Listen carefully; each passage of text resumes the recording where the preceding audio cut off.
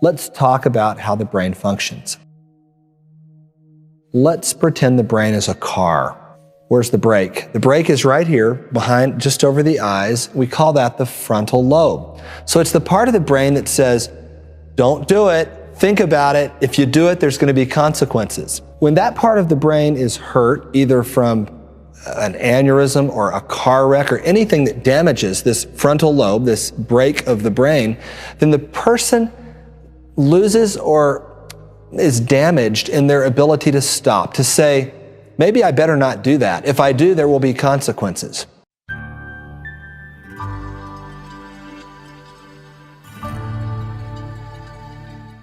So let's talk about addiction and how that relates then to the frontal lobe. A car, when we see a danger as we're driving, we use those brakes, and those brakes allow us to stop. Let's say we're walking on the side of the road and we see an ice cream stand on the other side, and we say, it's hot, I really want some ice cream. Before we cross the road though, we see a big cement truck coming, and our frontal lobe, among other parts of our brain, says, think about that. You can eat the ice cream, but it probably would be better to wait till the truck goes by before you cross the street. In addiction, we don't wait to go get the ice cream. We walk right in front of the cement truck. So what can we become addicted to? You probably won't have any trouble believing that cocaine and methamphetamine and other drugs are addictive, which means as we take them, our brain becomes dependent on them to the point where we can't quit. We lose our ability to stop. You would probably not be surprised to know that this frontal lobe actually changes size and its ability to function with addiction. A couple of scientific studies have shown that with both cocaine and methamphetamine addiction, this frontal lobe, this brake of the brain, actually shrinks. It gets smaller with the addiction. In fact, the frontal lobes actually do get smaller when the person becomes addicted. So they become smaller and less able to function properly. In other words, the person doesn't say stop as well. Even though there may be dangers with an activity or behavior, they don't see it and they don't stop. So even though cocaine and methamphetamine use is damaging, destroying their lives, they don't stop. Well, is pornography or sexual addiction, can that be a real addiction like cocaine and methamphetamine? The answer science is telling us is yes, it can. Can it change the brain in similar ways? Can it cause these frontal lobe areas, this brake of the brain, to actually get smaller? Actually, it can. A couple of recent studies have shown this. One looked at overeating leading to obesity and found that the frontal areas of the brain shrunk just like they did with cocaine and methamphetamine. And then, I believe it was 2007, recently, a study looking at a form of sexual addiction showed the same thing, that those frontal lobes actually got smaller in addiction, in sexual addiction. Think about that for a minute. We have 4 different studies, 2 drug studies, cocaine and methamphetamine, and 2 natural addiction studies, overeating leading to obesity, and sexual addiction. These are 4 different studies done in 4 different scientific institutions and published in 4 different scientific journals, all showing the same thing, that this frontal area, this brake of the brain, actually shrinks or gets smaller with addiction, whether to a chemical or a behavior. This is important because as a neurosurgeon, we know when the brain is damaged, again, by trauma such as a car wreck or by a tumor, the person is not able to process or to stop. They become, and I'll use several words that I'll define, compulsive, which means they focus on something and they say, I have to have that one, not that one, but that one. That's called compulsivity.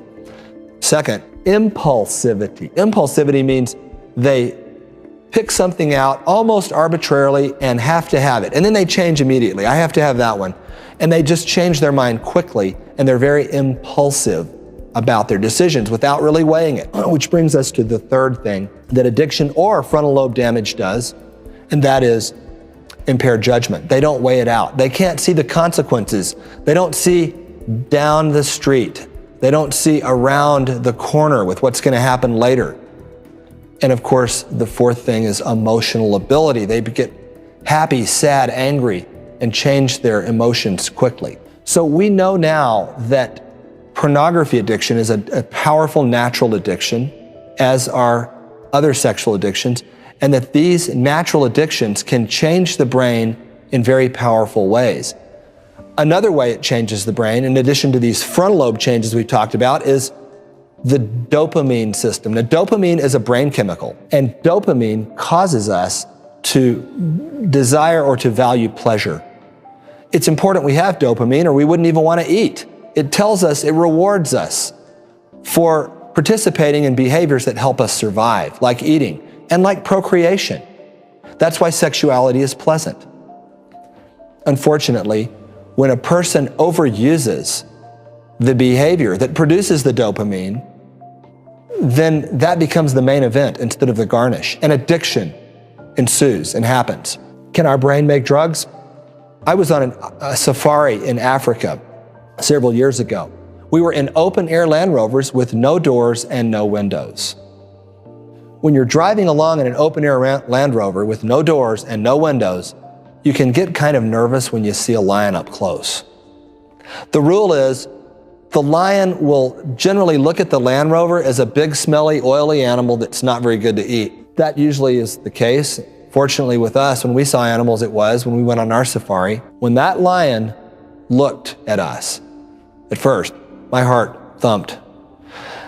Why? Why did it thump? Because my brain made a chemical. It made a drug called adrenaline. It's a drug that as doctors we give people sometimes to make their hearts beat. But I didn't need a doctor to give it to me. My heart was thumping without it. When I saw the lion, my brain made the adrenaline. Now what about dopamine, that pleasure chemical? Well, it's also important in movement. And in people with Parkinson's disease, which is a disease where people can't move very well, we as doctors give people dopamine and they take it. And as they do, they can move better.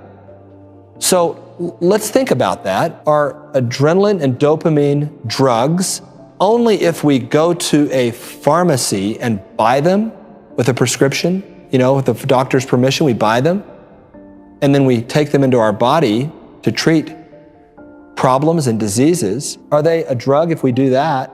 But they're not a drug if our brain makes them and they do the same thing. Of course not. They're drugs either way. Well, pornography is really good at causing our brain to make both adrenaline, dopamine, and other chemicals and drugs. And these drugs can cause our brains to change in the same ways that drugs that we bring in from outside our bodies can cause our brains to change. These can be ways that damage us and hurt us. So I think that's the important thing to understand, is that these are really brain drugs, these behaviors. Pornography is a drug in that sense. The internet has made pornography the crack cocaine of addictions, of visual addictions. What to do? Is it harmful? Absolutely, it's harmful. Some will say, well, it's only bad because of, say, religious or values or beliefs.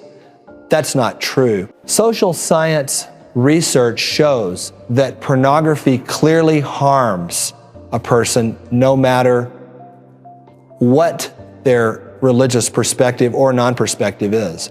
It harms relationships. It harms the ability to form emotion, to think, to feel. Numerous studies have shown this, but still people in denial can act out in pornography thinking that it won't hurt them. It will, 100% of the time. And it's progressive. What is initially just interesting that a person may look at out of curiosity will with time become a very powerful compulsion. So what about healing? What happens if a person has seen pornography a few times and they feel compelled to go back, curious, or if they've seen it a lot and are already involved in actively seeking it out on a regular basis? That causes the brain to really lock in. Well, the key is to seek help. Go to a parent, go to a trusted adult leader, and seek help.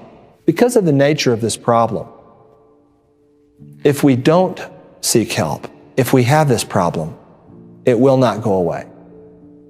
It won't leave. It will fester. It will increase.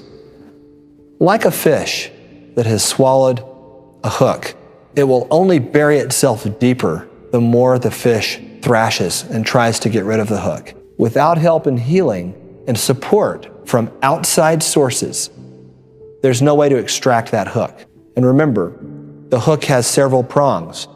It has that frontal area where those who are afflicted with pornography don't think as well. The brake of the brain doesn't work as well. They also have changes in that pleasure center where they need more dopamine to feel good again. And also there are powerful brain chemicals that cause us to love, to bond emotionally. And those chemicals are probably important in causing us to have a feeling of bonding to an object, to an experience, rather than a person. It confuses our brain physiologically and neurologically. Seek help, reach out.